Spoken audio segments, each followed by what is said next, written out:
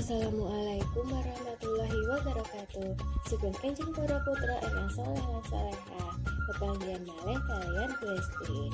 Atus pundi kabaripun? Mugi-mugi dipun paringi kawilujengan kalian Allah Subhanahu wa taala. Saderengipun diulangan, kita direkaken sesarengan maos doa. Diulangan dinten menika babagan silah-silahing ukara. Silah-silahing ukara yaiku rangkaian tembung kang nyatakake gagasan atau pikiran awujud katrangan, pitakon, panjaluk utawa maksud liyane. Yen diudari saka wedharing gagasan, diperangake dadi 1 ukara kandha, 2 ukara crita, 3 ukara tindak, 4 ukara tanggap, 5 ukara pakon, lan 6 ukara panjaluk.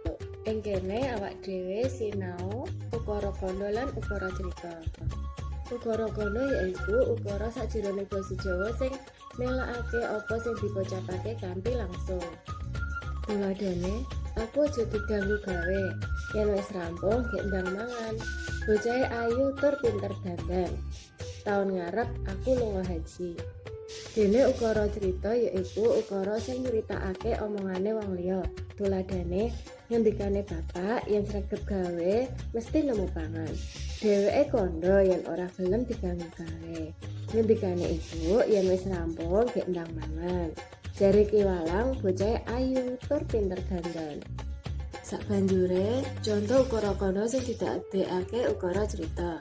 1. Aku ameh tuku bakso, dadi bapak ngendika yen arep lunga tuku bakso. 2. Tulung tukokake sayur. Dadi ibu dawuh njaluk tulung ditukokake sayur. 3. Dadi murid iku sing sregep sinau ben pinter. Dadi ngendikane guru, murid kudu sregep sinau ben pinter.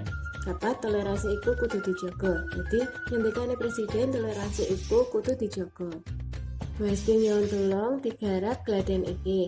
Gantinen ukara kandha nomor 1 kaliyan nomor kalih dadi ukara crita.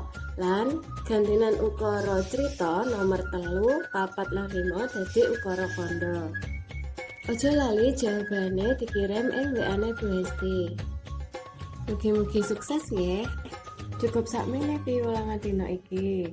Aja lali tetep migunakake masker saben metu omah lan ketemu tiyang sanes. Matur nuwun, mugi-mugi tansah migunani. Wassalamualaikum warahmatullahi wabarakatuh.